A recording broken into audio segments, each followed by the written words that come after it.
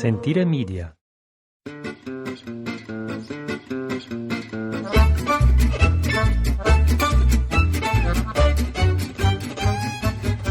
Well, good morning. Thank you so much for downloading this podcast. We tried to start off this morning with a different open because I always do the opens and I do the same thing every time. Hi, thank you, welcome. Thank you for downloading Podcasts from Italy. My name's Jason Ashley. So I thought, Ash, you do it. Let's see what you bring to the table.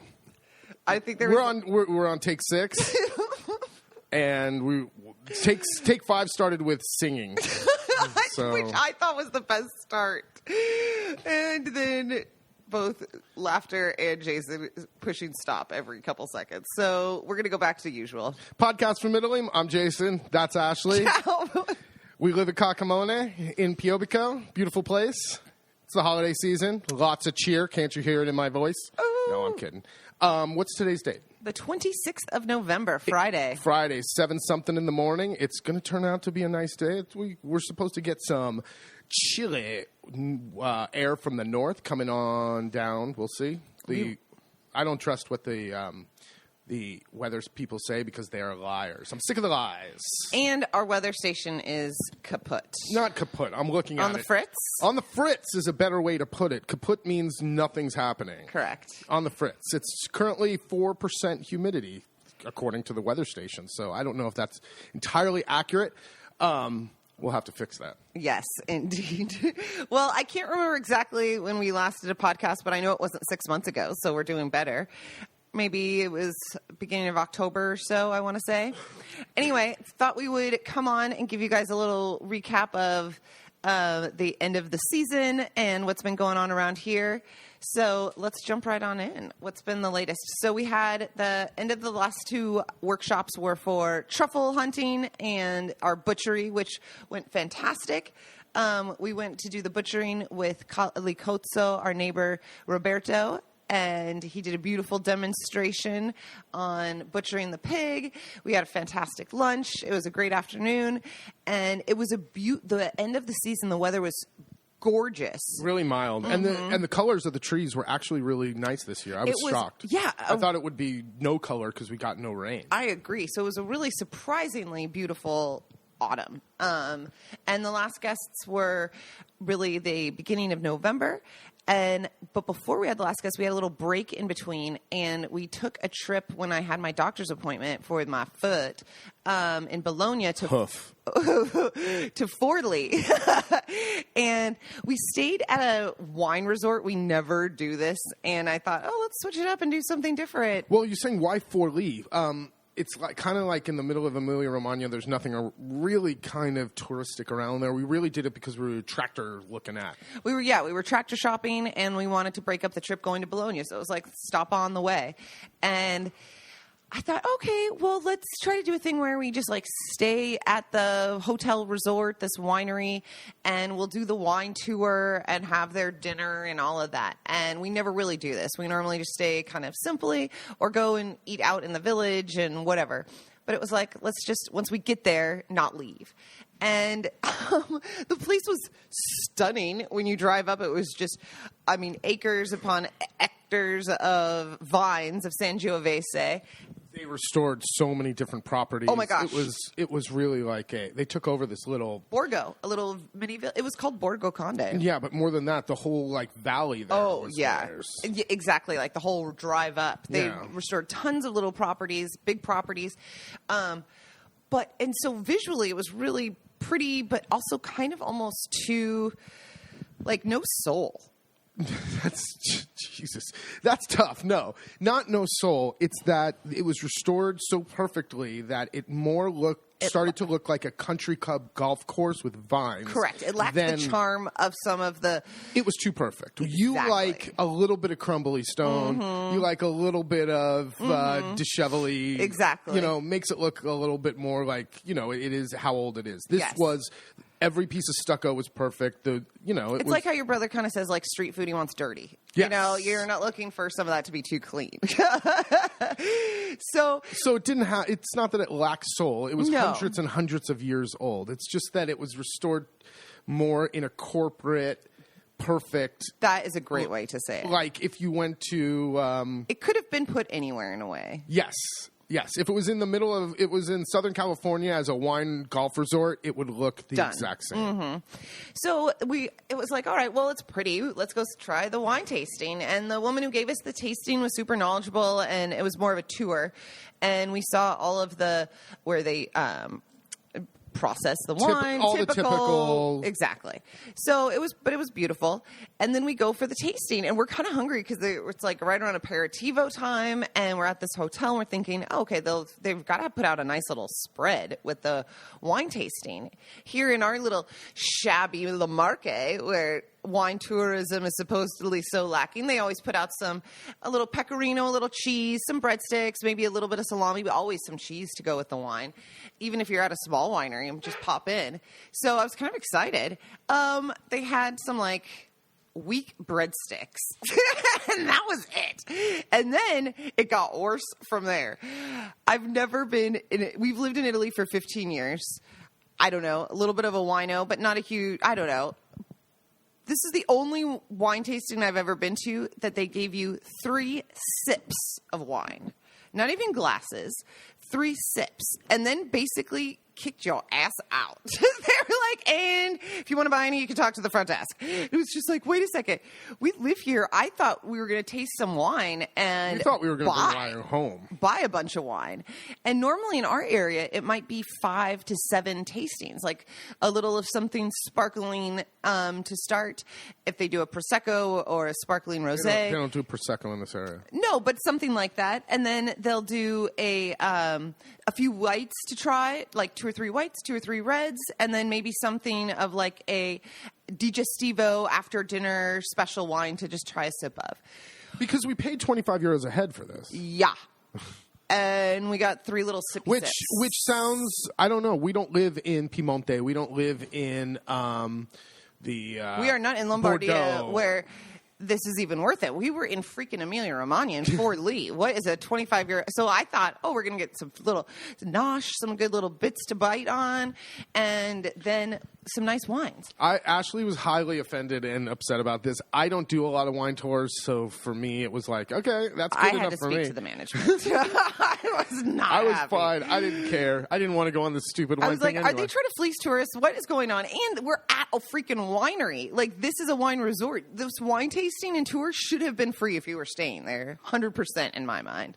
Anyway, had to get that vent out. I don't know if anyone else has felt that way or had that experience.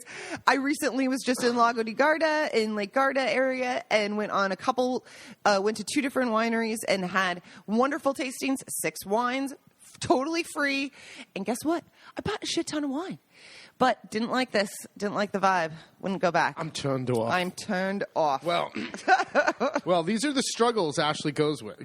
These are the struggles of Ashley's life. That you go to a wine tour and you only get 3 sips and no snacks. No, just sips and no snacks. So did not like it.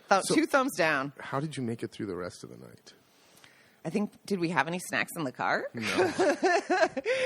But so let's go into a little bit of what else we were doing in that area, which was the tractor shopping. So that next morning we got up bright and early and hit the road and did the whole kind of Via Emilia between Forlì towards Bologna, which is like the old Roman road. And we went and stopped at a dozen tractors, not shops. What would you call them? Like agricultural, there you go. Used stuff. They have new and used. It's a concentration of all these places right along that road. We don't have a lot of selection in our area, so it was some of these things that I've been looking at. I'm looking for a tractor that is not tiny, not like a 25 horsepower little one like those little Kubotas, and not something giant either. I'm looking for something in the middle, and it's really hard to find this. Sounds like a little Goldilocks syndrome. Well, they don't. They either have big ones for doing fields and fields and hectares, or small ones that are more for like a little garden. That you can find quite a bit, but the medium-sized ones, not so much. Can't find Mama Bear. No.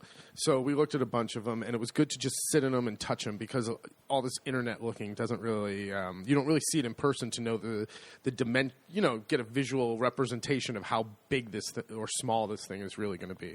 So, and it's funny how some guys are like, "Oh, that dripping oil, no worries. They all drip oil." they're all salesmen. Yeah. Some of them were more salesmen than the others. The one guy I really liked. He was snappy, and he was a total salesman.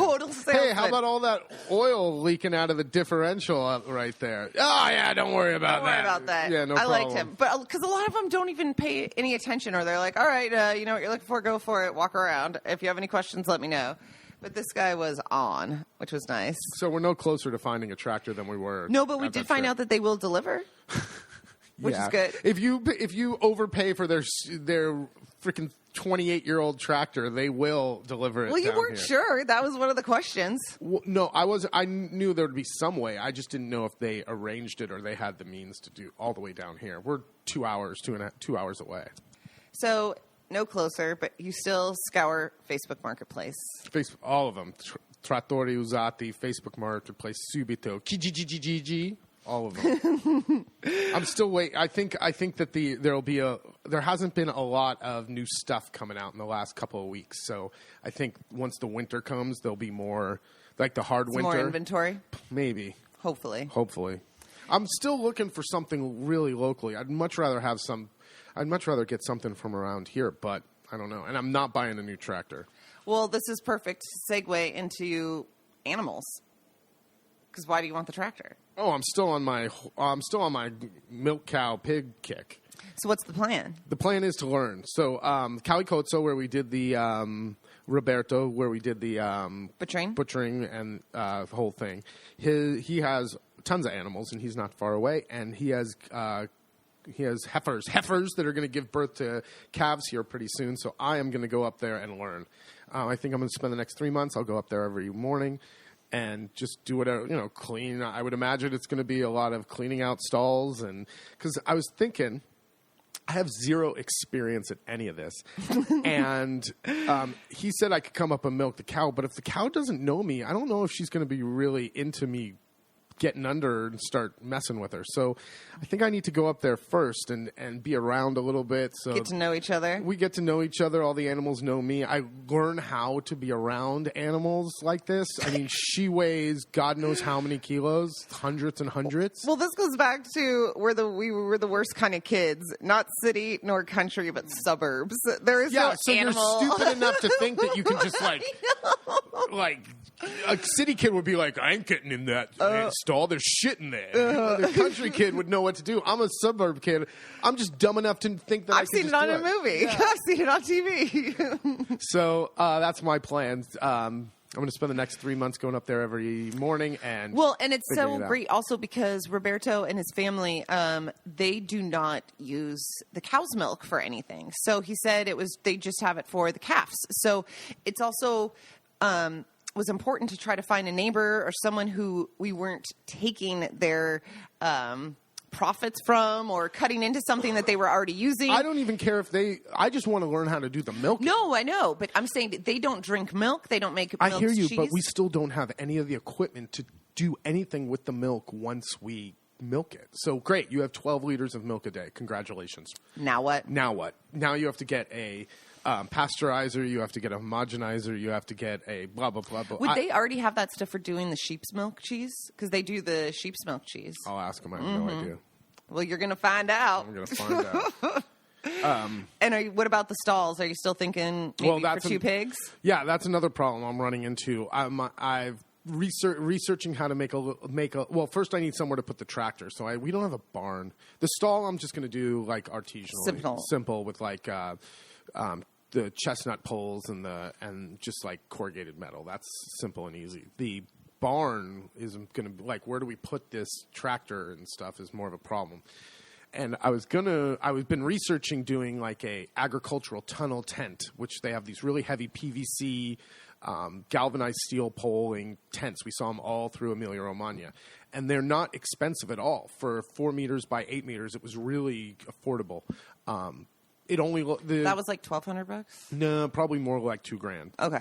But you don't need to pour a cement pad for it. You can just you can dig just kind of posts for it. That's convenient. It's better than doing the whole pad and leveling the whole thing. The only problem is everyone that I like that I've gone online to go buy, it's not here, and they don't know when it's going to be here. So Supply chain, bro. Oh, man. So, and then I thought, okay, I'll get a corrugated metal one. Corrugated metal one lasts for longer, but you have to pour the cement pad, and those are now really expensive. Oh, yeah. Remember the great goat house that the guy who we got the trees from built out of the metal versus using a ton of wood? Were you still thinking of doing something like that for the pigs too, where it's like the frame? Yeah, but that's easy. I'm talking about somewhere to put the track. I know. I just thought about that too. I can't. I'm not building a whole structure out of metal. I don't know really how to weld. I know. You don't know how to do a lot of these things. You're learning. Oh my gosh. I know. And so the weather right now, where are we right now at the house for winter? So the house is basically closed up. Hold on. Let's push pause 1 second. Excuse me. All right, sorry about that. Back to it. I forget where we were, and it was probably not that interesting. So what's the next story? But everyone loves a good Gaggi story. So this one I've been waiting to share with you guys because I know you, the faithful listeners, love them the most. For those who've never heard, who's Gaggi? Quick, 2 sentences. Quick. Gaggi's our adopted Italian papa / neighbor who lives down the road, who's a ball buster, thinks he's the boss of everything, and we love him, but he drives us crazy, totally like family. Yeah? I'm a retired doctor, there you go. But still working, cardiologist. Anyway, so Dr. Gaggi comes over on a Sunday morning, and it was like 10 in the morning or so, and we had a lunch we were doing for our lawyer who had requested to come over with his family, and it was like, oh, what a pleasure. We had the house ready. We're like 2 hours. He said he would be here at noon. So we are 2 hours to go. He had requested a American-style lunch. We had no idea what that meant. We were terrified, but we decided to go with a Thanksgiving meal because that was pretty American. Anyway, we'll get more into that later. So we're all set. I'm dressed. The guests have checked out, or they're actually leaving. Gaggi shows up with a very proud doggy. And he's so excited, and he's walking around outside and in circles in our kitchen with a dead rabbit. So he shows up with the rabbit hanging upside, him carrying a rabbit upside down, walks into my kitchen, full hunting boots on, full of mud, rabbit dripping blood from its neck. Mm-hmm. Hey, well, come on outside. Let's clean this rabbit. First, like, what the fuck? Get that goddamn thing the hell out of my kitchen. There's a turkey there's like, I'm getting ready to serve lunch. There's all this food out. And then he does the best thing too, which he's done before. He decides to walk in a circle before he leaves, which then he just gets a blood circle around his feet and then walks to the door. He did that one time else when we were doing the lard, and he poked the holes were getting poked in the bag because they were so hot. And then he walked around in the kitchen outside and then just sprayed everywhere. So for some reason, he turns into a lost dog and walks in a circle, comes outside, and then it's like, what? I did this for you. And we're like, what? What do you mean you did this for me? And he's like, I thought you'd want to clean it with me. It'll only take 5 minutes. And we were like, dude, we have our lawyer coming over with his family to do a lunch. Oh, it's only 10. He won't be here at noon. He'll be here at 2. All lawyers are late. And I was like, no. So then this is where I have to jump in because Jason is like totally in cooking mode. Like I just have to barricade Gaggi away from him in a way, or like distract him, because it's like Jason's not going to deal with him. He's like, it'll only take 5 minutes. Come on. And I was like, no, not at all. So then he says, hold on. Just take a breath. Okay. So just to counter Gaggi's 5 minutes, nothing with this man takes 5 minutes. This isn't day one. That's what I was going to say. Okay, I'm not that dumb. I've fallen for that 40 or 50 times. Shame on me. Yeah, so I'm smart enough to know when Gaggi says something will take 5 minutes, that's an absolute lie. Never. What does he want us to do? He wants us to hold the 2 legs of the rabbit. No, hold on. You're jumping ahead because he says it to me. So then he's like, all right, you come. I'll take you. I was like, no, I am dressed for lunch. And he goes, I just need you to help me clean it. And I said, all right, well, I've seen Fusciani clean a rabbit before. He hangs it by the tree on a limb at the right height with the feet. And then he takes a knife and he just strips it. And he does it. Go home and do it at home. I was like, it's totally possible for one person to do it. And he goes, I know. He goes, but I want you to hold it. And I was like, wait a second. It got even worse. He wanted me or Jason, but since Jason was tapped out, he decided I should be the one to hold the rabbit's legs as he digs into it and tries to skin it. Only take 5 minutes, right? And what the hell? What is he talking about? And then it's a mess, and we've got our lawyer coming over. So entrails and blood everywhere. Oh my God! So no, we sent him on his way. He said Rosanna, his wife, wouldn't want to take any part of it. So I told him to find another neighbor. And then he said, "Well, do you want some?"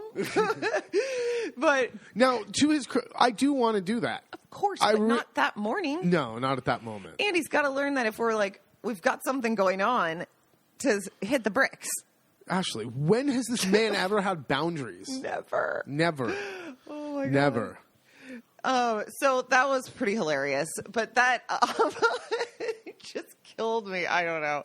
The walking around in the kitchen was the best part. Oh, and then he just showed up when the guests were leaving, and he stopped everyone from getting into their cars and wanted to know if they wanted to take a picture or take his picture with the rabbit. Dead rabbit upside down.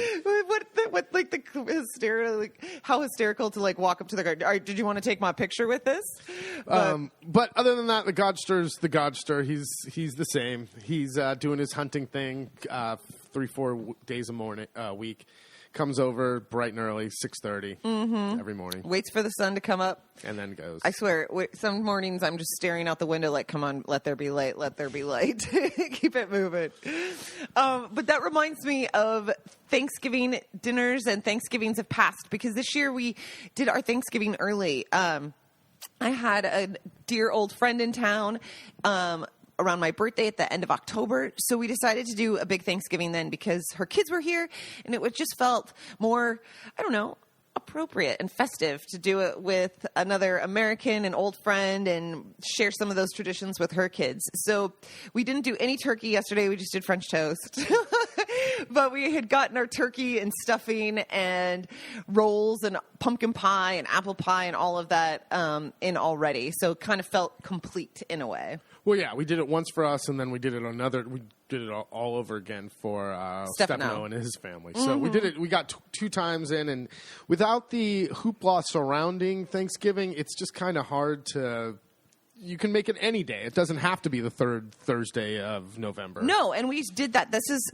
I have to say honestly, and I know we've probably talked about this before in other seasonal podcasts, but it wasn't until we moved and really started doing Thanksgiving with our neighbors or for our neighbors to give thanks for what they had done, that the kind of meaning of Thanksgiving was a bit more profound than just gathering with family and friends to eat a bunch of food.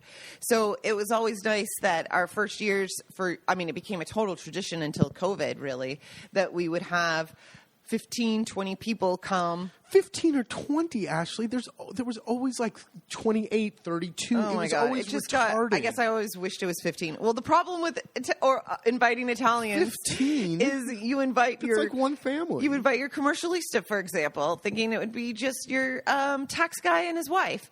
Well, they have twins. So they're coming too. So that's 4. But you need someone to help with the twins. So that's the grandma, the mom.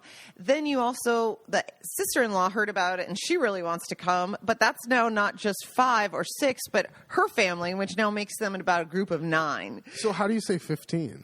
You're right. We're already at 9 with one person invited. So it was really great. We would do our first Thanksgiving ever, and we've told this on many podcasts years and years ago, but the first Thanksgiving ever, we did it just how we would do it in America. We did the turkey with all the sides all at once. Piatto unico, they call it. Buffet style. Like just load it up, baby. And it did not work out so well. It didn't work out so well because That's not how people eat here, and they didn't really know what to do with it. They froze. Yeah. It's like, I don't understand. You're going to have all these flavors mixed up on one plate, and how do you tell the difference? And it's like, yeah, you're right, but that's how you do it.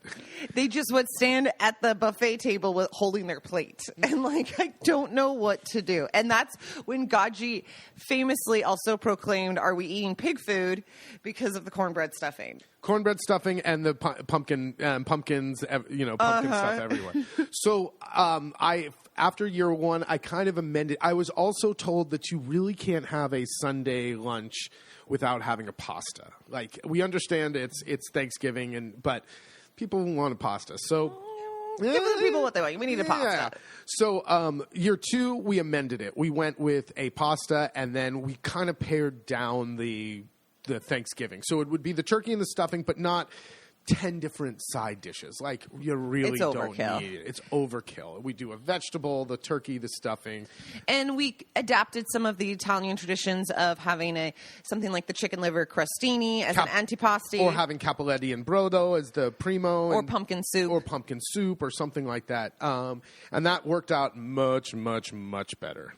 Also, in those first ones that we would have, it was straight out of a movie for not only our guests, but even the butcher ordering the turkey, because they're not used to getting a whole turkey or one this big. And I'll never forget that first one. I had done like a doodle drawing of my hand as a turkey, just hand drawing on a little chalkboard that we had, and just kind of put it in the corner later. I was just bored as we were waiting for people to show up.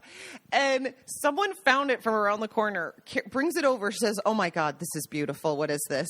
And said we needed to write the year on it.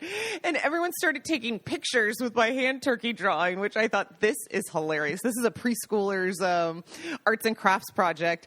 And then the oohs and the ahs, or the applause when the turkey would come out. And so that's another thing. Getting a whole turkey is always an interesting thing, because while you can find turkey breast and turkey legs, and whole turkey is not something that you would just walk into the butcher and find. So I have to order it ahead of time.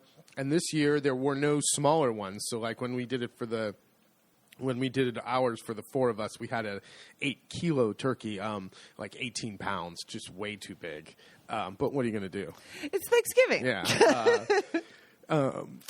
But anyway, so that it's hard to find the turkeys at the butcher. Not hard, just you can't. You got to put in a request. You got to put in a request. It's not just something you can walk in and buy. And you're kind of then at the whim of the size that comes in, as you're saying. That's what I'm saying. Well, a couple, like in years gone past, I could find a 5-kilo, 5.5 kilo, so like a 10, 12 pounder, which is more for 4 or 6 people, but not this year.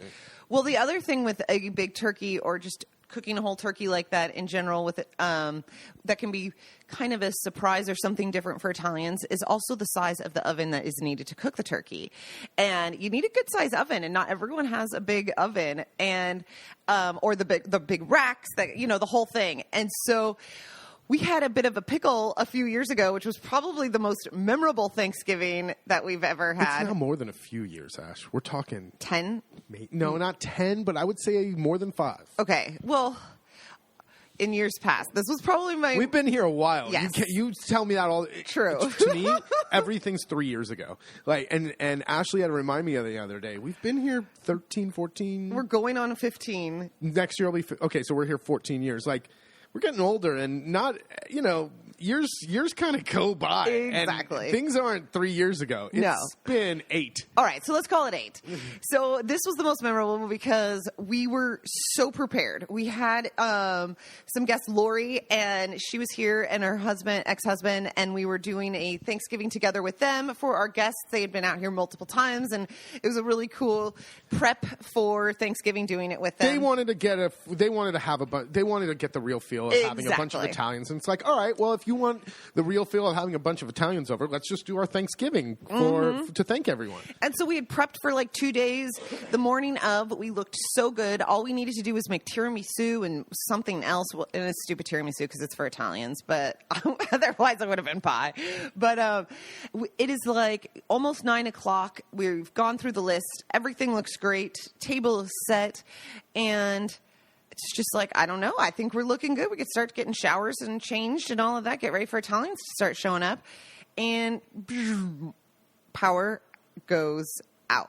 Now, power does not, you would think that since we live in the third world of Europe, that this would be a common occurrence. But actually, the power, knock on wood, doesn't really go out that often. It'll go out during a thunderstorm sometimes, or we'll have a flickery, like when there's like real weather. You might get a flicker or two. More like in a snow thunderstorm. We'll get a flicker of something. But By all and in all, large, no problem. put it this way, we don't own a generator because it's we probably should, but knock on wood again. knock on wood again. But we don't own a generator because it's never really been a problem. Until it was a problem. Until it was a problem. So the best part of this story, do you want to tell it?